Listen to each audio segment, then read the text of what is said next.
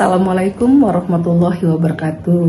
Tabib Bun, perkenalkan dengan saya Rianti, Magister Kesehatan dengan NIDEN 0101017101. Saya adalah salah satu dosen tetap di Prodi Sarjana Kesehatan Masyarakat, Fakultas Ilmu Kesehatan, Universitas Malahayati, Bandar Lampung. Saya mengampu mata kuliah Ekonomi dan Pembiayaan Kesehatan 2 SKS di semester 4. CPMK dari mata kuliah Ekonomi dan Pembiayaan Kesehatan adalah mahasiswa mampu menjelaskan konsep dasar ekonomi kesehatan, menjelaskan ekonomi kesehatan dalam industri layanan kesehatan, dapat menjelaskan teori biaya dalam program layanan kesehatan, dapat menjelaskan metode ekonomi untuk program layanan kesehatan, dapat menjelaskan pembiayaan kesehatan secara makro dan secara mikro, dapat menjelaskan pengelolaan keuangan sektor pemerintah dan sektor swasta, dapat menjelaskan pembiayaan kesehatan berdasarkan konsep asuransi kesehatan seperti BPJS.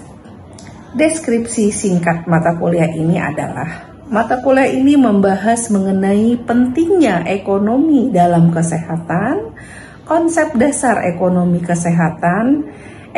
kesehatan dalam industri layanan kesehatan, teori dan biaya dalam program layanan kesehatan, metode ekonomi untuk program layanan kesehatan, pembiayaan kesehatan secara makro dan mikro, pengelolaan keuangan sektor pemerintah dan swasta, dan pembiayaan kesehatan berdasarkan konsep asuransi akan dibahas terkait dengan BPJS. Pustaka yang digunakan ada 8 ya, bisa dilihat, yaitu dari Abdillah Pengantar Ekonomi Kesehatan, Pembiayaan Kesehatan dari Eri dan kawan-kawan, Belanja Kesehatan Strategis, P2JK dari Kemenkes, Ekonomi Kesehatan Konsep Teori dan Aplikasi oleh Heri Iswanto dari Wilter, dan seterusnya. Penilaian dalam mata kuliah ini adalah 30% untuk UTS, 30% untuk UAS, 20% tugas individu, 20% tugas kelompok. Persyaratan mengikuti ujian minimal kehadiran adalah 80%. Baiklah, Assalamualaikum warahmatullahi wabarakatuh.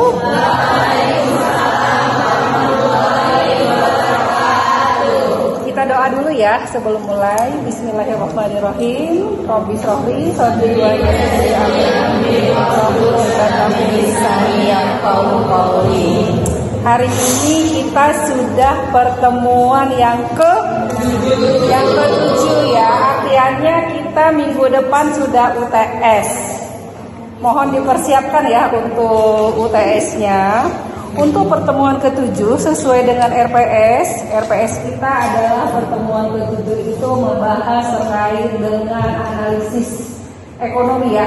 Analisis ekonomi seperti apa sih yang dimaksud analisis ekonomi, bagaimana cost analisis, financial analisis yang kita bagi dalam cost analisis itu ada cost minimum analysis, ada cost utility, cost benefit analysis, dan cost effective analysis. Nah, untuk itu pertemuan kali ini kita akan bahas nih, apa sih yang dimaksud dengan cost analysis, apa sih yang dimaksud dengan analisis ekonomi. Pada prinsipnya teman-teman mahasiswa sebenarnya sudah melakukan kegiatan tersebut, cuma kan tidak tahu kalau itu bagian dari cost analysis, ya enggak? Ada yang bisa kasih contoh? Dalam kehidupan anak kos deh, anak kos itu bagian dari cost analysis ya, berarti ada yang kos nggak di sini? Dalam keseharian teman-teman itu pasti akan tahu sumber biaya tiap bulannya ya enggak? Ya. Contohnya Anda akan mendapatkan dana 1 juta dari orang tua. Itu sumber pendapatannya. Biayanya pun udah tahu kan gunanya biasanya untuk apa? Untuk makan, untuk kota, apa? Untuk ngeprint tugas, untuk apa lagi? Untuk beli transportasi. Kadangkala anggaran kita udah kita buat nih berapa jumlah pendapat, jumlah pembiayaan. Tiba-tiba di bulan Mei ini ada nih biaya yang di luar dugaan. Contohnya, tiba-tiba ada kegiatan praktek nih, Kesmas harus berkunjung ke puskes sehingga butuh biaya 200.000. Apa yang Anda lakukan begitu kurang dana 200.000? Iya. Kalau mahasiswa minta ya, selain minta artiannya kita mencari sumber dana pendapatan lain, itu kan minta duit. Upaya kita mencari tambahan pendapatan. Kalau di perusahaan tambahan pendapatan itu tidak sekedar minta, maka kita cari apa nih pendapatan yang bisa kita terima, menambah sumber pendapatan kah atau memaksimalkan layanan yang ada sehingga pendapatannya bertambah, gitu ya. Terus opsi selain minta tambahan pendapatan apa yang dilakukan? Ya, itu kan menambah pendapatan apa? Menghemat, efisiensi ya. Kalau jual risol tadi adalah menambah pendapatan. Menambah pendapatan tuh kalau dalam anak kos itu minta jualan, artinya ada upaya dilakukan. Yang kedua efisiensi, maka Anda akan coba efisiensi. Berapa sih dari biaya-biaya saya ini, adakah item-item yang bisa diefisiensi gitu ya? Harusnya dikeluarkan, nggak dikeluarkan. Contohnya apa kalau anak kos yang bisa diefisiensi? Apa? Biaya ngopi, biaya nongkrong itu kurangin, kita biaya shopping kurangin. Itu karena akan kita alokasikan untuk 200.000. Ternyata udah efisiensi masih kurang, kan ada kalanya seperti itu ya. Oh masih kurang, maka kita mengejar pendapatan. Nah itu seperti itu ya, di pelayanan kesehatan itu sebenarnya sama. Apabila kita punya program pelayanan kesehatan, maka kita akan melakukan apa aja sih kebutuhan biayanya.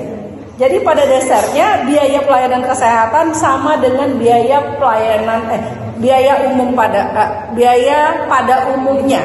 Cost analysis biaya pada umumnya sama dengan cost analysis di pelayanan kesehatan, pada prinsipnya sama.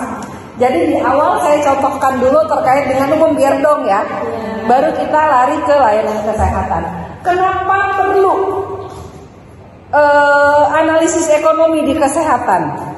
Kalau kuliah pertama kan saya sampaikan, kenapa kita belajar ekonomi susah-susah padahal kita di Kesmas. Dulu udah pernah jawab ya, karena kita terbatas sumber daya finansial, terbatas sumber daya manusia dan sumber daya lainnya. Makanya kita perlu melakukan analisis ekonomi. Di layanan kesehatan seperti itu juga. Karena terbatasnya itu, maka perlu evaluasi ekonomi. Evaluasi ekonomi itu sudah dimulai sejak tahun 74 oleh Alan William dari York University. Kalian belum lahir ya tentunya ya, 74 belum. Jadi sejak 74 itu udah dilakukan. Belum ya, lahiran orang tuanya kan pasti kan 74. Oke. Jadi dengan evaluasi ekonomi itu akan memberikan informasi objektif menyangkut jumlah biaya yang diserap oleh program tersebut. Kenapa objektif? Karena kita udah hitung. Contohnya kalau di umum, saya suka contohkan kalau kita buat PMP. Kita itu kan kalau kita melakukan cost analysis, kita kan akan tahu tuh apa aja sih kebutuhan biaya tersebut udah satu-satu. Akhirnya karena kita udah tahu, udah hitung, hasilnya kan objektif, hasil perhitungan, bukan hasil kira-kira, gitu ya. Oke, lanjut. Jadi evaluasi ekonomi bertujuan untuk mencari jawaban atas pertama, apakah sumber-sumber daya yang terbatas jumlahnya sudah digunakan seoptimal mungkin. Kan sumber daya yang ada, yang sedang berjalan, kita tuh lakukan analisis, lakukan kajian. Umpamanya dari target kita bahwa proyek vaksin yang ada di Tanggamus itu adalah 1.000, maka kita kudu kajian dengan 1.000 itu apa aja sih biayanya, apakah biayanya sudah sesuai, apakah sudah cukup efisien, apakah sudah sesuai dengan target, seperti itu ya. Terus yang kedua, apakah hasil yang dicapai sudah setimpal dengan jumlah biaya yang dikeluarkan. Kemarin kita belajar BEP kan? Masih ingat nggak BEP itu apa? Ya, oke. Bahasa Indonesianya apa? Titik impas. Titik impas. Nah itu, apakah hasil yang dicapai sudah setimbal? Jadi berapa yang kita keluarkan, kapan BEP-nya, akhirnya kita akan tahu revenue-nya seberapa. Jelas ya? Sambil kuliah, kalau memang ada yang mau ditanya, silakan boleh ditanya. Jadi evaluasi ekonomi pada program kesehatan definisinya adalah suatu penilaian secara kuantitatif dari apa yang diharapkan. Kuantitatif tahu definisi? Tahu perbedaan kuanti dengan kuali? Kuantitatif dengan kualitatif? Udah pernah dengar? Ya. Kalau kuanti itu kan berdasarkan, ya betul ya. Kalau kualitatif itu biasanya untuk kepuasan, kita menggali lebih dalam. Kalau kualitatif itu kita menggali lebih dalam, biasanya kalau di kesehatan itu menggali terkait dengan kepuasan pasien kalau dilakukan di rumah sakit.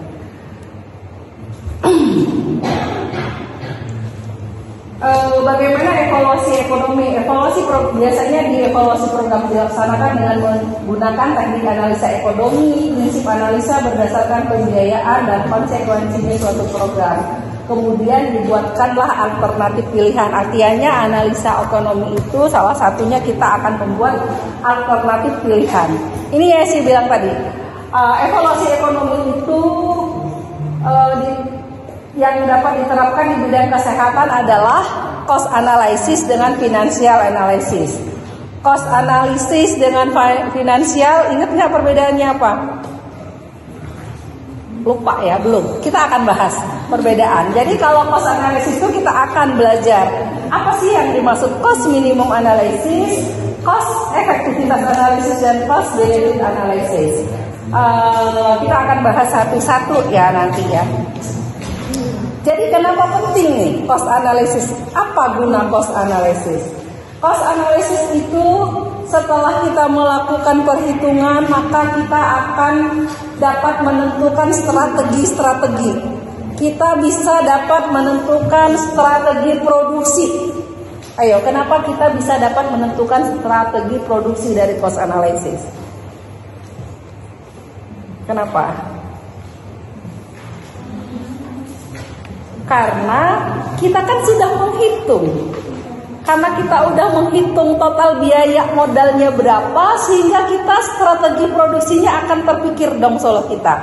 Oh iya, dengan saya menghitung biaya, ternyata modal saya sekian umpamanya. Setelah dihitung per item, saya bisa jual, kalau tadi contohnya dari umum, dari PP tadi, ternyata saya bisa jual 1.000. Setelah saya melakukan hitungan cost analysis per item, dihitung biaya variabel, biaya fixed cost, itu dihitung. Masih ingat nggak biaya variabel dan fixed cost? Ya, nanti di akhir saya akan tanya satu-satu terkait dengan pertemuan yang ke-6. Kita akan hitung, jadi sehingga kita tahu, begitu kita tahu modalnya berapa, kita jual berapa, akhirnya kita berpikir dari cost itu, strategi produksi. Oh iya, supaya saya mendapatkan modalnya lebih kecil, mungkin saya pindah nih tempat beli terigunya. Seperti itu. Saya pindah nih tempat beli ikannya.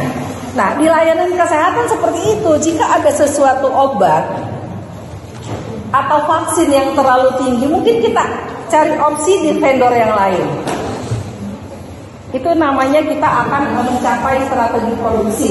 Kita dapat menentukan strategi distribusinya, bagaimana proses pengiriman, penjualan, bagaimana proses pengadaannya, terus strategi pemasaran. Kita akan lebih tahu, oh iya, Di daerah tertentu itu harganya dia jual 1.500, saya bisa 1.250. Oke, saya akan masarkan tuh ke sana. Kenapa? Karena kita yakin betul. Kita udah tahu modalnya, kita udah hitung cost analysis. Kalau kita cuma melihat tarif tetangga kan bisa aja ya. Oh iya, si A jual 1.000, saya jual 1.000 juga Tapi kita jual 1.000 tuh nggak tahu apakah memang benar nih dia jual 1.000 untung, kok jual 1.000 saya nggak untung. Kenapa? Karena kita tidak menghitung dia jual 1.000 nggak pakai ikan, hanya pakai perasa ikan. Sementara kita pakai ikan, ternyata kita jual 1.000 tuh rugi. Itu ya kelemahannya kalau kita tidak hitung. Maka wajib bagi kita untuk menghitung cost analysis, menghitung biaya tersebut. Paham ya tujuannya apa ya? Jadi kita tidak asal-asal nyontek tarif. Kan kita tahu tarif dia 1.000, kita nggak tahu apa sih isi di dalamnya gitu. Kalau kita yakin kan kita pede. Oh iya, saya bisa jalan usaha saya. Kalau kita nyontek tadi bisa jadi sebulan aja usahanya itu collab. Kenapa? Orang modalnya lebih tinggi ternyata. Ternyata modalnya 1.100. Oke, jelas ya? Kita juga bisa meninjau keuntungan berapa banyak dalam satu periode. Kita ada target ya setelah itu ya. Jadi cost analysis itu adalah identifikasi digunakan untuk pengukuran, penilaian, dan membandingkan biaya outcome pengobatan suatu proses. Jadi analisis biaya sistem kesehatan dapat mengukur hasil untuk menggunakan standar, dapat mengukur mutu dan kualitas layanan. Jadi evaluasi ekonomi itu biasanya dilakukan ketika perusahaan menjalankan bisnis yang cukup besar. Jadi saat kita menjalankan bisnis yang cukup besar itu wajib itu cost analysis. Kenapa? Karena dengan mengetahui cost analysis Anda akan lebih paham bagaimana perkiraan pembiayaan dan bagaimana perkiraan pengeluaran. Bayangkan kalau kita usaha kita nggak hitung modalnya, cuma nyontek aja ya bangkrut ya. Ya seperti itu. Begitu juga di pelayanan kesehatan, kita harus selalu mempertimbangkan biaya. Jadi cost analysis ini berguna membantu kita dalam perencanaan anggaran. Kenapa bisa membantu kita dalam perencanaan anggaran? Ya betul, karena kita udah tahu modalnya. Begitu kita ada modalnya, bulan depan ingin mengadakan program vaksin, kita bisa masukin. Oh kita udah ngitung nih, mau vaksin di Tanggamus, ternyata totalnya setelah kita rinci, totalnya 150 juta. Kita membantu dong buat anggaran. Coba kalau kita nggak ngitung, vaksin di Tanggamus berapa sih, kita mau kasih angka. Hawar-hawar, kasih angka 10 juta, nggak taunya kurang. Kasih angka 20 juta, nggak taunya pemborosan. Begitu diaudit kena. Seperti itu ya contohnya. Itu penting melakukan cost analysis. Bisa membantu menentukan tarif ya. Karena kita udah tahu modal, maka kita akan membuat tarifnya dalam layanan kesehatan tersebut. Terus bisa kita alokasikan atau realokasi juga bisa. Begitu kita akan realokasi, maka kita udah tahu berapa biayanya yang akan kita realokasi, digunakan untuk apa. Itu akan lebih enak. Dapat mengusahakan penghematan karena kita melakukan evaluasi. Bisa efisiensi seperti itu. Oke, sekarang dari cost analysis kita masuk cost minimum analysis. Biasanya digunakan jika terdapat 2 atau lebih intervensi terhadap suatu kegiatan tetapi menghasilkan outcome yang sama. Jadi teknik ini bertujuan menentukan jenis intervensi. Contohnya membandingkan 2 obat atau lebih yang paling minimal untuk obat dan kelas terapi dengan ESO yang sama. Jadi contohnya gini, cost minimum ini. Cost minimum itu kita akan membandingkan 2 atau 3 obat. Akan pilih yang mana dari salah satu di antara 3, salah satu di antara 2, atau salah satu di antara